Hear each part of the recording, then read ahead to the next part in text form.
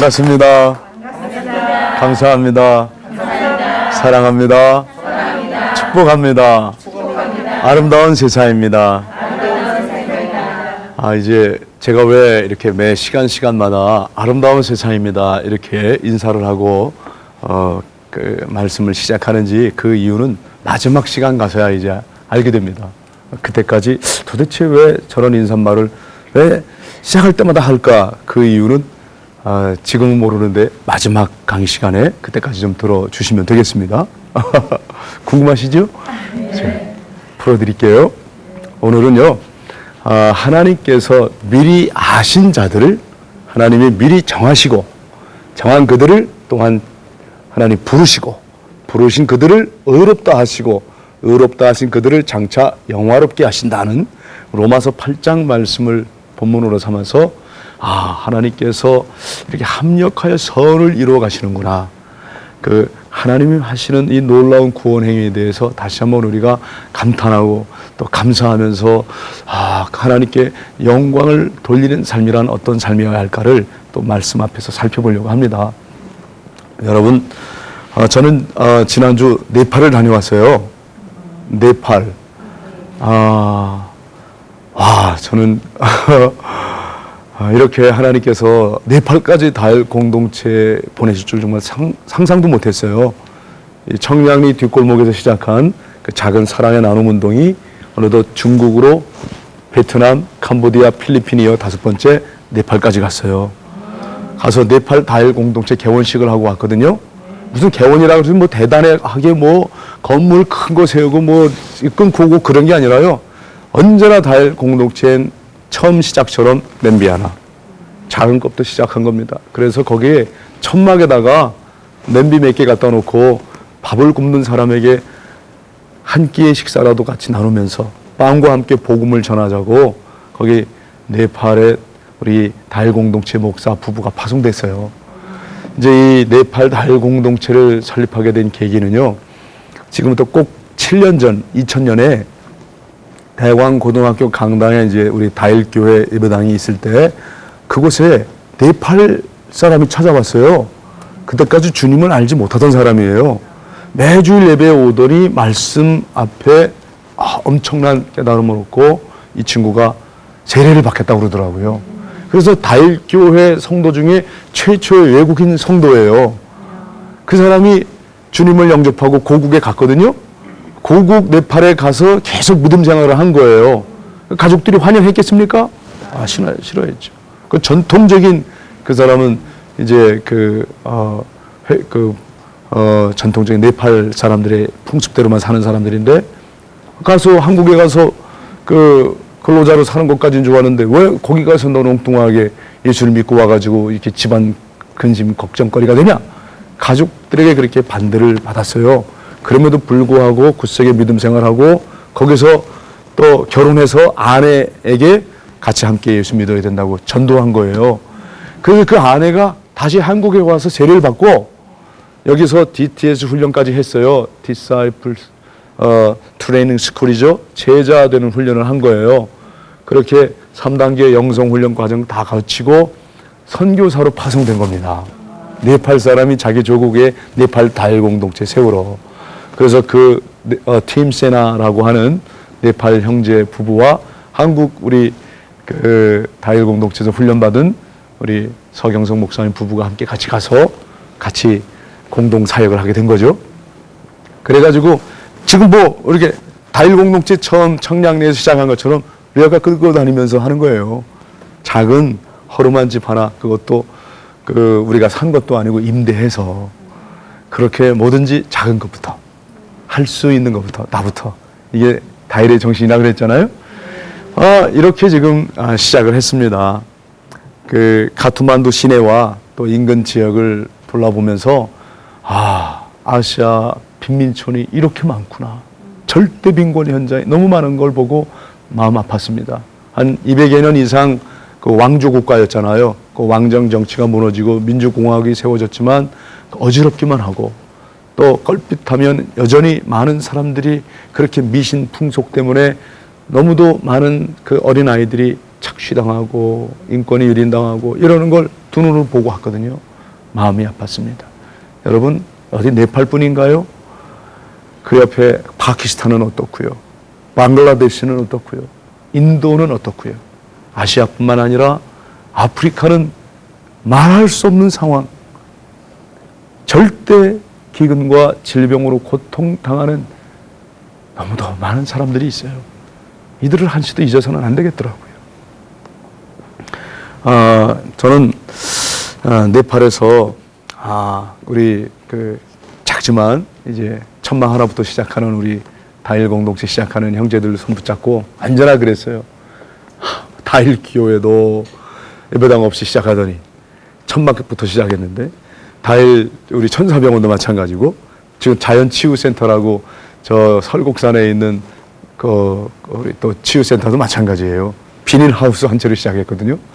뭐든지 좀 그렇게 처음 시작은 비록 미약하였으나 하나님이 함께 하시면, 하나님이 원하시면 반드시 또 그 하나님의 목적에 의하여 하나님께서 불러주셔서 그 부르심 받은 하나님의 백성들이 의로워진 거 아니죠. 하나님이 의롭다 인정하시는 겁니다. 그 하나님께 의롭다 인정하심 받은 사람들로 의하여 놀라운 구원 행위를 하신다는 거죠. 그 처음 시작이 하나님이 미리 아신 자들입니다, 여러분.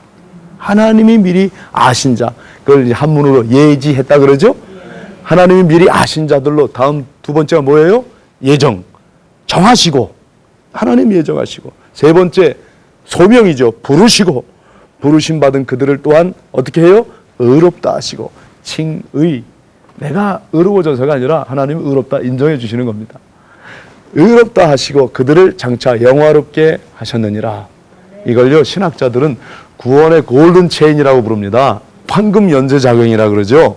하나님이 미리 아신 자는 반드시 하나님이 예정이 있어서 불러 주신다는 거죠.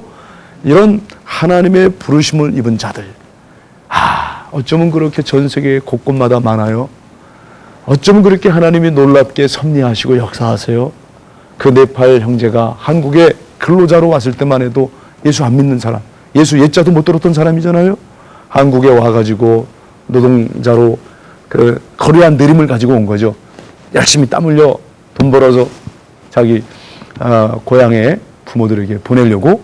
그런데 그분은 이곳에 와서 돈을 벌려고 왔지만 이곳에서 돈과 바꿀 수 없는 믿음을, 그 믿음을 통해서 하나님의 자녀가 되는 진짜 복을 누렸잖아요.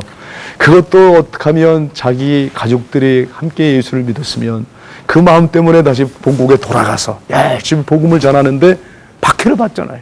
그럼에도 불구하고 아내에게 전도해서 아내가 다시 한국에 와서 한국에서 신앙생활 해가지고 또 다시 선교사 훈련을 받아가지고 또 자기 조국에 간 거죠. 자, 이렇게 해서 네팔 다일 공동체는 네팔 사람에 의하여 세워진 공동체입니다. 다른 중국과 베트남, 캄보디아, 필리핀은 다 한국에서 훈련받은 사람이 가서 거기서 지금 이제 제자 훈련을 통해서 그곳에 이런 놀라운 구원의 역사가, 생명의 역사가 있기를 위하여 훈련하고 있지만, 이게 네팔 형제를 통하여 이루어지는 일이잖아요. 하나님이 그를 먼저 아셨습니다. 하나님이 그를 예정하셨습니다. 하나님이 그를 불러주셨습니다. 그를 의롭다 하시고 장차 하나님의 영광에 참여시킬 줄로 믿습니다. 그 귀한 형제를 통해 하나님 존귀와 영광 받으시기에 합당한 우리 하나님께서 하나님 영광 받으시잖아요.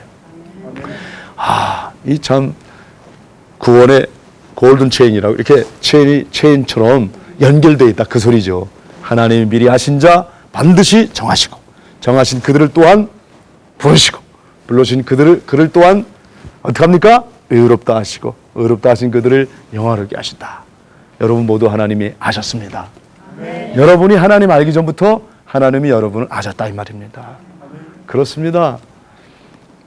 우리 그 주님께로부터 부르심을 받은 제자들 보세요. 제자가 우리 주님을 먼저 알아본 겁니까? 저분이 메시아구나. 그러고 예수님 쫓아가기로 결정한 겁니까? 아닙니다. 예수님이 제자를 불러주셨어요. 이게 먼저입니다. 그렇죠? 예수님이 길을 지나시다가 베드로를 불러주셨고, 마태를 불러주셨고, 마가를 불러주셨고, 하나하나 그렇게 12 제자를 예수님이 불렀잖아요. 우리 예수님이 부르사 그들을 제자 만드셨습니다. 사람 낚는 어부되게 하셨다 이 말입니다. 제자들이 예수님을 먼저 알아보고가 아니라 예수님이 그들을 아시고 정하셨습니다. 불러주셨습니다. 이런 것처럼 여러분도 이왕 신앙생활 하는 것, 이왕 교회 다닐 바에야 안 다니면 몰라, 또 안 믿으면 몰라요. 여러분이 정말 믿고 교회를 다니는 사람이라면, 신앙생활을 예수님 참 그분을 닮고 그분처럼 그분이 원하시는 삶을 살기를 원한다면 예수님이 나를 불러주셨다, 이 소명의식이 있어야 된다 이 말입니다. 아멘. 그렇죠? 아멘. 그분이 나를 불러주셨다. 부르시기 전에 이미 두 가지 사건이 있었어요. 그분이 나를 정하셨어요. 정하기 전에 또 먼저 어떤 사건이 있었습니까? 나를 아셨어요. 아멘. 미리 하시고 미리 정하시고 불러주신 우리 주님, 그 부르심에 합당한 사람들이 우리 이제 하나님의 역사를 이루어가는 거죠. 아멘. 그것도 내가 하는 게 아니라 깊이 따지고 들어가 보면 하나님의 섭리이십니다. 하나님이 이루시는 일을 우리가 이렇게 하고 있구나. 아멘. 말씀을 통해 우리가 알 수가 있습니다. 예수님께서 성급하게 예수님, 나는 예수님을 따르기로 결정했습니다. 목숨 바쳐 예수님을 위하여 이제 예수님 가신 길을 가겠습니다. 그럴 때 예수님이 잘 생각했다 그러지 않으셨어요. 그렇게 성급하게 막 불이 나가지고 뜨거워가지고 주를 위하여 내 이제 이 목숨 바치고 어떻게 하고 이러는 사람 또 길게 가는 거 저도 못 봤어요. 네? 다일 공동체에서 제가 그런 사람 얼마나 많이 만났게요. 자기 간이라도 뽑아줄 것처럼 그냥 목사님, 이 가난하고 이 병든 사람을 위하여 내 고아들을 위하여 내가 뭘 하고 이렇게 큰소리 치는 사람 쳐놓고 오래 하는 걸 못 봤다니까요. 양은 냄비가 좀 빨리 끓어오릅니까? 불이 가면 그냥 펄펄펄펄펄 뛰잖아요. 그냥 뚜껑이 펄펄펄펄펄. 또 쉽게 식어요. 그렇죠. 이왕이면 좀 뚝배기처럼 끓어도 좀 천천히 끓었다가 식어도 천천히 돼야지. 그러니까 좀 신앙생활이 좀 업 다운이 말이죠. 이게 좀 부드럽게 업이 돼도 이 정도, 다운이 돼도 이 정도, 업 다운. 이게 이게 하나님 아버지 앞에서 참된 경건을 사는 사람의 모습일 거예요. 그런데 올라갔다 쫙 떨어졌다, 올라갔다 떨어졌다. 예? 그냥 너무 기복이 심한 사람들이 있어요. 그렇죠? 혹시 과거에 여러분 모습입니까? 그렇다면 좀 업이 돼도 이렇게, 다운이 돼도 이렇게, 업 다운 이러면서 계속 우리 믿음의 분량을 그리스도 예수의 그 장성한 분량에 이르기까지 계속 날마다 올라가시는 여러분들에게 바랍니다. 아멘. 예, 독수리가 날개치면 올라간다고 쫙 올라간다. 다시는 좀 이런 일이 좀 반복되지 않기를 바랍니다. 아멘. 여러분 어떠세요? 정말 성급하게 막 헌신을 다짐하는 사람들이 있습니다. 그렇죠? 그럴 때 예수님이 어떻게 하신 것 같아요? 내가 죽어도 주를 위하여 죽고 내가 주님 따라가겠습니다. 그럴 때 아니다. 주님이 딱 제지하십니다. 어떤 말씀으로요? 인자는 머리 둘 곳도 없다 말씀하십니다. 공중에 나는 새도 깃들 곳이 있고 여기도 굴이 있지만 인자는 머리 둘 곳이 없다. 나 집도 절도 없어. 나 아무것도 없어. 그렇게 말씀하십니다. 응? 그리고 주님을 진정 따르려고 하는 사람에게 부르심에 합당한가를 묻습니다. 다 버리고 주를 쫓겠다고 하는 사람에게도 마지막 주님께서 말씀합니다. 내게 있는 물질을 가난한 사람에게 나눠주고 와라. 그런 말씀을 들은 청년이 근심하며 그냥 떠나고 말잖아요. 여러분 정말 주님을 위하여, 복음을 위하여 나는 이렇게 헌신할 수 있고 난 이렇게 희생할 수 있고 나는 무엇도 할 수 있고 정말입니까? 정말 그럴 수 있을까요? 제가 한 번은요 너무너무 기가 막힌 일이 있었습니다. 어느 젊은이가 저한테 찾아와서 신학대학에 가겠다고 추천서를 써달래요. 그래서 만나봅시다 하고 만났어요. 근데 이 친구가 첫 마디가 뭔지 아세요? 목사님, 저는 세상 모든 자랑 명예 다 버렸습니다. 세상 명예 자랑을 버렸대요. 그리고 주님만 쫓아가기로 했다는 거예요. 기가 막혔습니다. 20대 중반 젊은이에요? 네가 버릴 명예가 어딨냐? 뭘 버렸다는 거냐? 세상 모든 자랑 명예 다 버리고 주님 쫓아간대요. 아니 뭐 바울 사도처럼 또 배운 게나 좀 있거나 그야말로 당대 가말리알의 문화생으로서 자랑할 만한 것이 여러 개 있고 할 만큼 한 사람이 버렸다 그러면 또 몰라. 지금 버릴 게 뭐가 있는데 뭘 버렸다는 겁니까?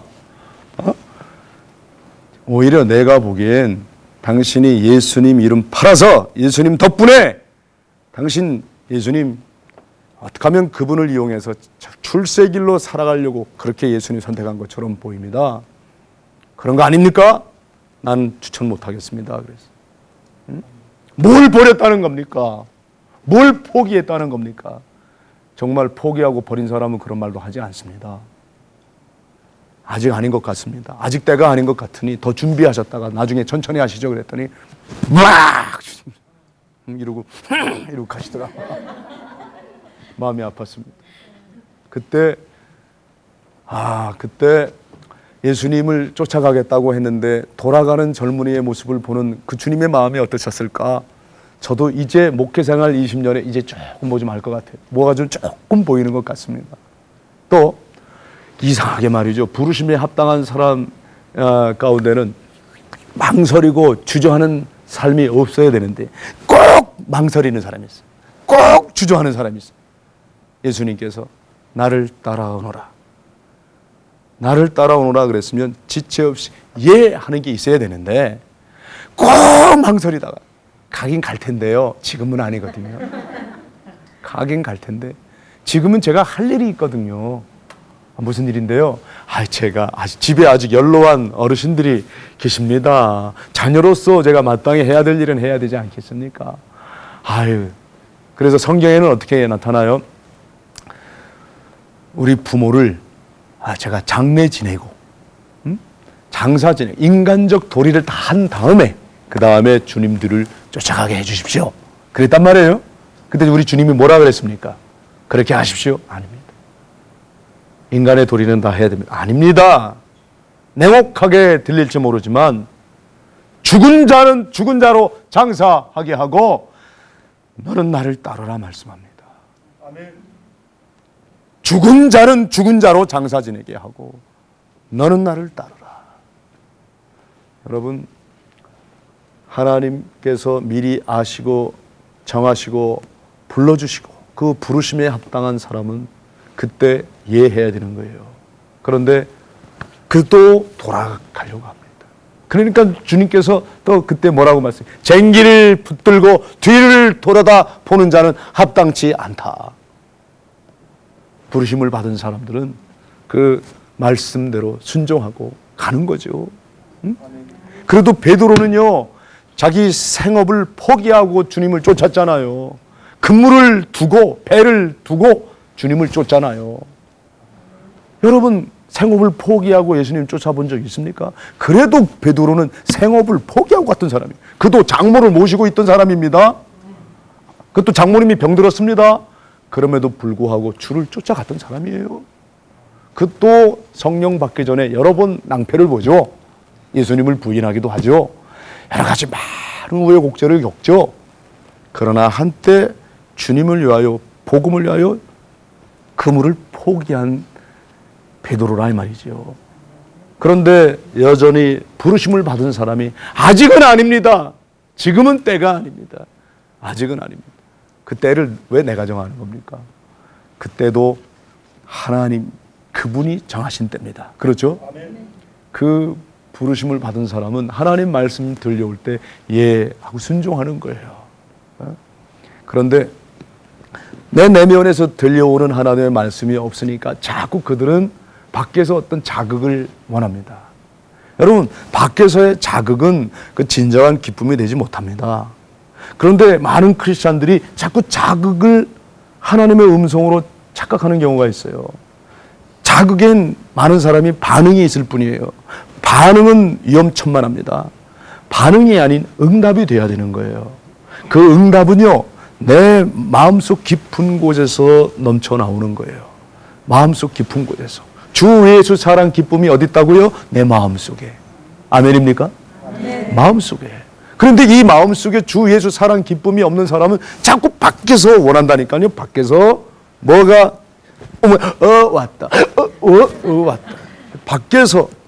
밖에서 오는 건 자극입니다. 이 자극을 자꾸 원하다가는 뭐가 됩니까? 중독됩니다. 술 먹으니까 기뻐. 그 사람은요, 술 중독, 알코올 중독됩니다. 먹을 때만 기쁘니까 자꾸 술 찾는 거예요. 그렇죠? 이렇게 되면 어떻게 되냐 이 말이지.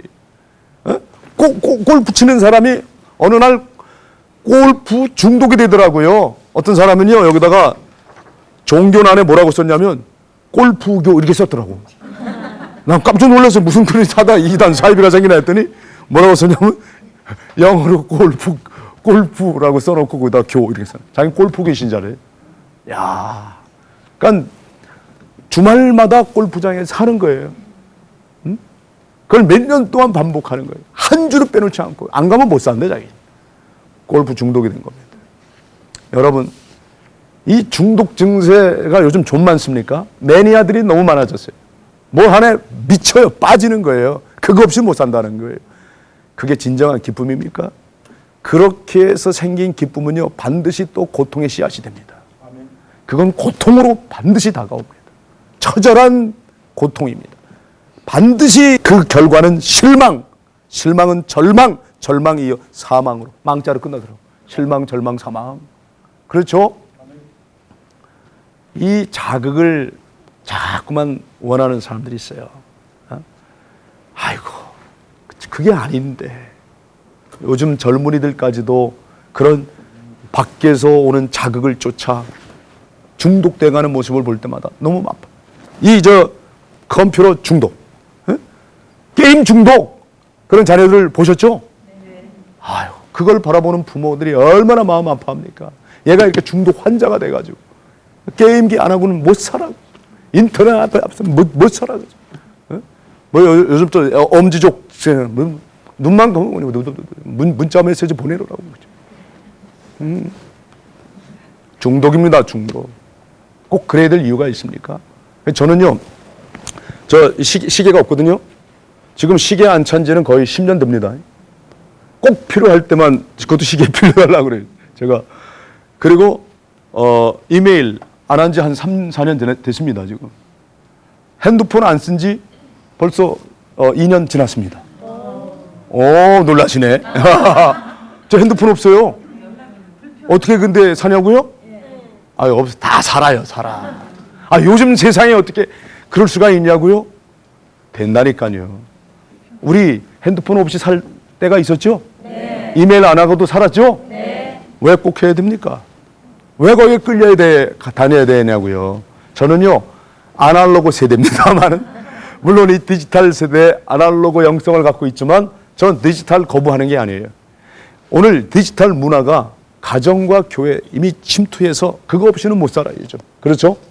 하지만 거기 끌려다니는 건 문제가 있다 이 말이죠. 할 수도 있고 안 할 수도 있어야지. 왜 안 하면 못 사냐고요. 왜 눈만 뜨면 디지털 이 기계에 그냥 이렇게 여러분들이 끌려다니고 살아야 되냐 이거죠. 할 수도 있고 안 할 수도 있고. 그게 다 비본질적인 것이. 여러분 어떻게 생각하세요? 저는 처음엔요, 저도 한 1년 안에 핸드폰 없이 다니니까 별 소리 다 들었습니다. 교만해졌다. 전화도 안 받는다. 지가 얼마나 유명해졌으면 아이고 이제는 뭐 이제 대통령보다 더 힘드네. 연락하기 정말 힘드네. 별 소리 다 합니다. 근데 한 2년 이상 지나면요, 그렇게 말하는 사람 수도 줄어들어요. 아, 저 사람 그런다지. 그러니까 꼭 필요한 연락이 있으면 옆에 있는 사람 통해 연락이 옵니다. 아니면 편지가 오잖아요. 그럼 되죠. 물론 이메일, 저는 개인 이메일 함을 열어보지는 않습니다만은 우리 다일 공동체에 오는 이메일, 꼭 중요한 얘기는 다 와요. 그리고 또 편지로 또 와요. 그리고 너무 급한 일에 그렇게 또 끌려다닐 것도 없어요. 정말 중요한 일은요, 긴급성이 없어야 됩니다. 그런데 우리를 급하게 만드는 일이 좀 많아요. 왜 그렇게 많은 전화, 왜 그렇게 쓸데없는 우편물, 왜 그렇게 많은 시간들을 우리가 급하게 그리고 끌려다녀야 되냐 이 말이죠. 가끔 가다가 사람들이 저한테 그래요.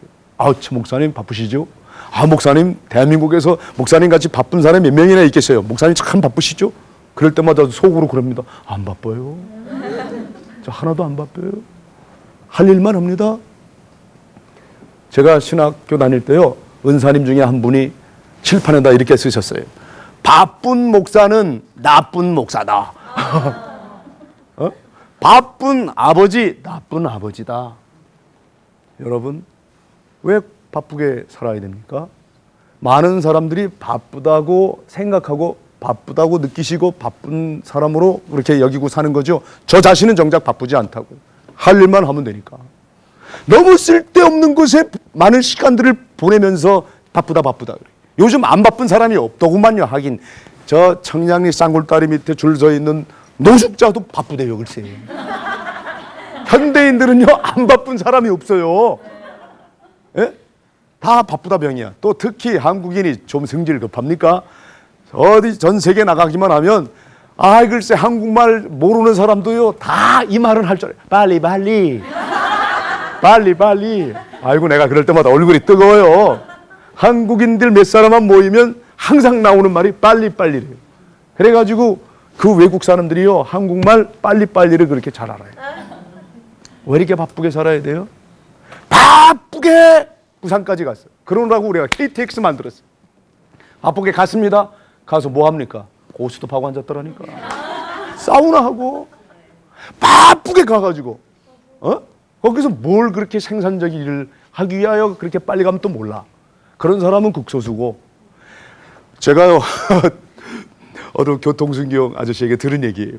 그렇게 결사적으로 그냥 처럼 몰아가지고 부산 4시간 5시간 만에 가야 할 거리를요 뭐 2시간 반인가 3시간에 주파하는 사람이 있다네. 뭐 부산인지 대구인지 제가 잘 기억이 잘 안 납니다만 하여간 그렇게 빨리 가는 사람이 있대요. 추적을 했대요. 빨리 가서 뭐 하나? 뭘 하냐? 사우나 가서 앉아가지고 아니 그게 병이지 글쎄. 왜 이렇게 목숨을 거냐고요. 그런 일에 그렇게 빨리 가서 급한 일인가 하고 가봤대요. 가봤더니 사우나탕에 들어가 앉았더래요. 이게 뭐 하는 거예요? 중독입니다. 중독. 그렇게 목숨 걸고 그러다 실제로 목숨 잃어버린 사람 있죠? 네. 아이고 제가 아는 어떤 사람은 돈 좀 벌었다고 외제차 끌고 고속도로 가서 한번 땡겨본다고 땡겼다가 들어가고 정면 충돌해가지고 외제차 꺼내서 첫날로 그렇게 세상을 떠나셨어요. 그게 뭡니까? 여러분, 여러분의 삶이 외제 승용차 끌고 다닌다고 마음의 평화와 안정이 생깁니까? 이태리 소파에 몸을 눕힌다고 편안해집니까? 물론 몸은 편안하겠지 마음이 편안합니까? 몸은 편안할 수 있어요. 외제 승용차와 이태리 소파가. 그러나 여러분 마음의 평안은 보장하지 못합니다. 하나님께서 미리 아시고 하나님 미리 정하시고 그 부르심에 합당한 삶을 살아가고 그래서 하나님으로부터 의롭다 인정을 받는 사람들의 마음속에서 넘쳐나는 것이 참 평화입니다. 그렇게 부르심을 받은 사람들은요 또 이게 합력하여 선을 이루더라니까요. 합력하여 이거 주목해 들으세요. 오늘 로마서 8장 말씀에 저는 이 합력이라는 말 여러분 이 단어에 아주 유념해 보시기 바랍니다. 협력이 아닙니다. 합력. 협력과 합력 차이가 있습니다. 협력은요 선과 선이 만나 또 하나의 선을 이루는 게 협력이에요. 예? 아군과 아군이 만나서 협력해서 적군을 물리쳐요. 협력입니다. 합력은 뭐냐? 내가 생각할 때 이거 도무지 선 같지가 않아. 이건 도무지 하나님 뜻이라고 나는 인정하기가 힘들어. 어떻게 이런 일이 있을 수가 있어? 그런 일까지도 하나님이 합력하여 선을 이룬다는 겁니다. 내가 지금 생각할 때는 이건 하나님 뜻이 아닌 것 같아. 그래서 원망하고 불평하고 탓할 수밖에 없는 일조차도 하나님은 섭리하십니다. 하나님이 그 일을 합력하여 선을 이루신다니까요. 그러니까 합력이라고 하는 표현을 여기 쓴 거예요. 여러분 정말 다일 공동체 20년 이 뒤돌아보면요 협력의 역사도 물론 놀라운 하나님의 그 영광을 드러냈지만 합력하여 도무지 생각할 때 이건 하나님 뜻 같지가 않아요. 어떻게 이렇게 막힐 수가 있나? 어떻게 이렇게 맞을 수가 있나? 어떻게 이렇게 당할 수가 있나? 어떻게 이렇게 억울한 일을 경험할 수가 있나? 어떻게? 그런데 그럼에도 불구하고 하나님이 역사하시더라고요. 그러니까 진정한 하나님께 영광 돌리는 삶은요, 그래서 감사하기보다는 그럼에도 불구하고 감사하는 겁니다. 그리 아니하실지라도 감사하는 겁니다. 합력하여 선을 이루시는 하나님을 경험한 사람들이 항상 그렇게 고백합니다.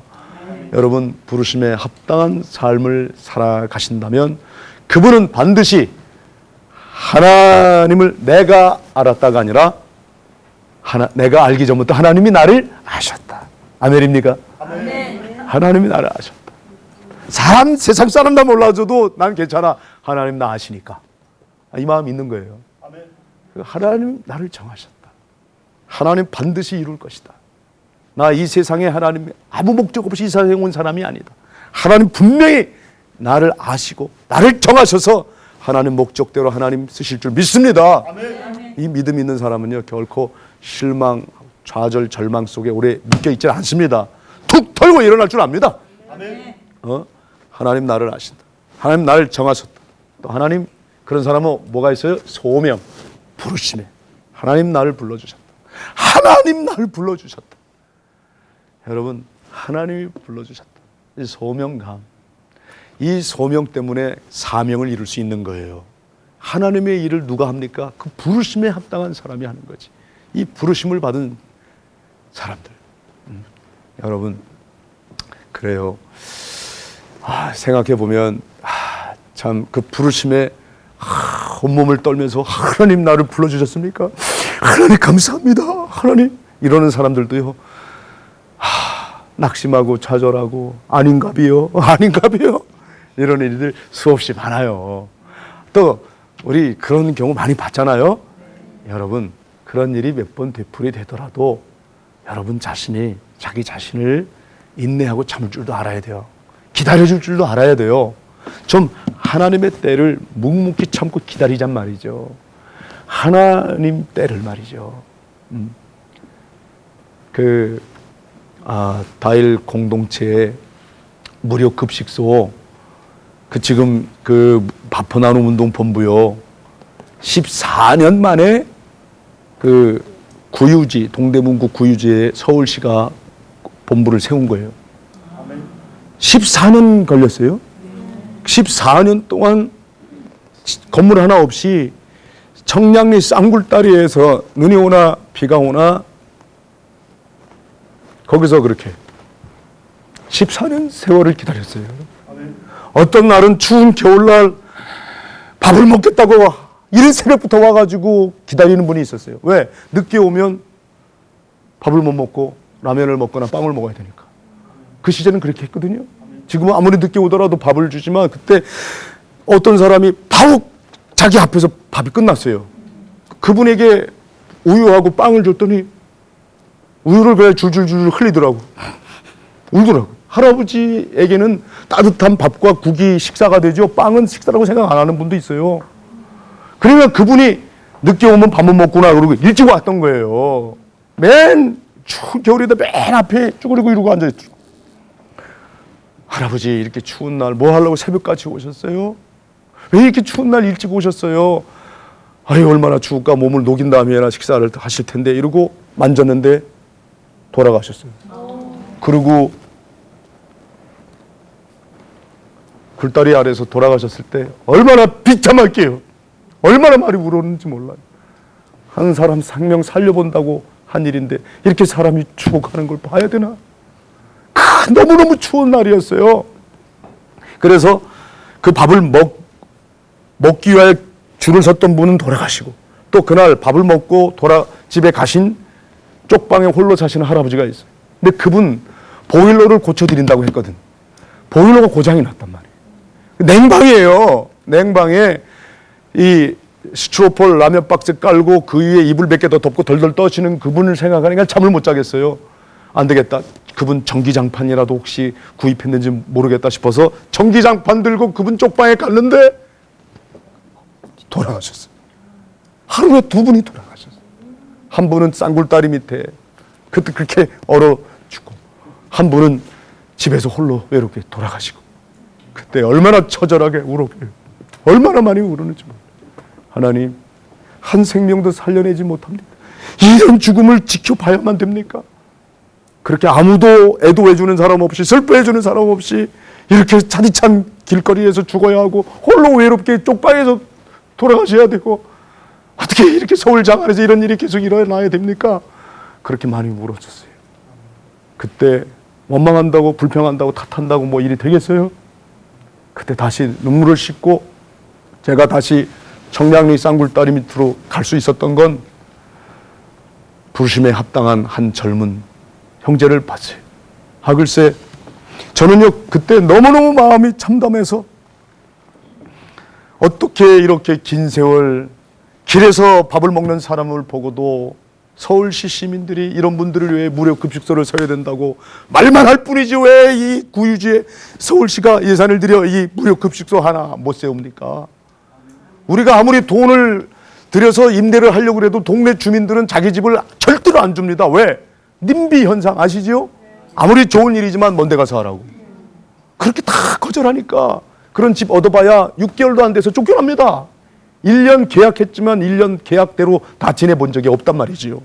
그러니 서울시가 준비를 해야 됩니다. 이건 동대문구청이 해야 될 일이고 서울시가 해야 될, 정부가 해야 될 일을 지금 정부가 안 하니까 우리 민간인들이 하는 거 아닙니까? 여러분들이 해야 되지 않겠습니까? 그런데 그들은 대답이 없었어요. 무려 14년 동안 얼마나 많은 사람들이 그때 눈물과 한숨 속에 지낼게요. 그런 죽음들을 많이 제가 곁에서 지켜볼 수밖에 없었어요. 그때 여전히 불평했더라면, 원망하고 남만 탓했더라면 오늘 바포 없죠. 우리 중국, 베트남, 캄보디아, 필리핀, 네팔에 이런 또 다일 공동체 안 생기겠죠. 부르심에 합당한 삶을 살아가는 사람에겐 원망과 불평과 탓 대신에, 그렇다면 작은 것부터 하겠습니다. 할 수 있는 것부터 하겠습니다. 나부터 하겠습니다. 저는 그때 하고 싶지 않았어요. 내가 이제 이렇게 죽어가는 꼴을 나 다시는 못 보겠습니다. 이제 못 나가겠어요. 그런데 사만사원이라고 그렇게 추운 날이 사흘 반복되는데, 다음 날도 그렇게 추운 날 쌍굴다리 밑에 밥 한 끼를 드시겠다고 사람들이 또 줄 서 있는 거예요. 지금은 1000명 넘는 사람이 줄 서 있지만 그때 100명 넘는 사람이 줄 서 있는데 한번 너무너무 답답한 거예요. 어떻게 하면 좋으나. 이거 안 갈 수는 없고. 그때 나갔다가 아직도 줄 서 있으니까 할 수 없이 오늘도 밥을 해야 되겠구나 하고 밥을 하고 레어카를 밀고 나갔는데, 그때 한 형제를 봤어요. 어떤 젊은 형제 하나가 할아버지들 틈틈에 장갑을 끼워주고 목도리를 감아주는 젊은 형제가 있는 거예요. 그러면서 저를 보더니, 목사님 이제 와서 미안해요. 진작 와서 목사님 하시는 일을 이렇게 협력하려고 했는데 이제 늦게 와서 미안해요. 네가 무슨 돈이 있다고, 학생인데 말이죠. 이렇게 했냐고 그랬더니, 제가 아르바이트해서 번 거예요. 그러면서 저한테 목사님 거 드리려고 해요. 그래서 여기 품에 여기다 넣었던 걸요 꺼내서 줘요. 군밤이에요. 제가 교육 전도사 시절에 가르쳤던 학생이거든요. 그래서 목사님 군밤 좋아하시잖아요. 따뜻한 거 드시려고 여기다 품에다 넣었는데 벌써 식었네요. 내가 이걸 빨리 공동체 나오는 집에 가서 다시 데펴 놓을 테니까 이거 드리고 오세요. 꼭 드시러 올 거죠? 그래서 알았어. 먼저 가. 추운데 빨리 가서 몸 좀 녹여. 그리고 저는 이제 봉사를 다 마치고, 하필 그날 행리자 두 사람이 말이죠, 서로 시비 때문에 싸웠어요. 그래가지고 조그만 일, 대수로운 일 가지고 그냥 소주병을 깨트려가지고 머리를 막 때리고 이러는 바람에 피가 나고 이래서 이 사람들을 병원에 데려다가 가고 경찰서 갔다 가니까 30분 만에 가겠다는 게 3시간이 넘게 걸렸어요. 그때 3시간 동안 저를 기다리던 그 형제가 가스불 위에 군밤을 올려놓은 거예요. 50원 드리려고, 따뜻한 거 드리려고 올려놨는데 30분 만에 올려놨는데 안 오는 거예요. 그러니까 다 식었어요. 그래서 다시 그거를 가스불 위에 올려놓고 이걸 몇 번 반복한 거예요. 그러는 사이에 새까맣게 탔어요. 탄 걸 다시 껍질을 까가지고 또 올려놓고 이걸 몇 번 반복하니까 글쎄 군밤이 콩장만해진 거예요. 목사님, 이게 이렇게 됐어요. 이게 뭐야? 웬 콩장이야? 했는데 그 친구가 품속에 넣고 왔던 군밤이에요. 이 군밤이 콩장만해지도록 깎고 다시 올려놨던 그 마음을 생각하니까 제 눈에서 콩장만한 눈물이 뚜두두둑 떨어져서 얼마나 마음이 뜨겁던지 그 친구 붙들고 엉엉 울었습니다. 제 그때 싸늘했던 마음이 다시 그 친구 때문에 마음이 덮여졌어요. 작은 것부터, 할 수 있는 것부터 나부터 합니다. 부르심에 합당한 사람들, 그들은 언제나 하나님만 바라봅니다. 감사합니다. 주여 이제는 여기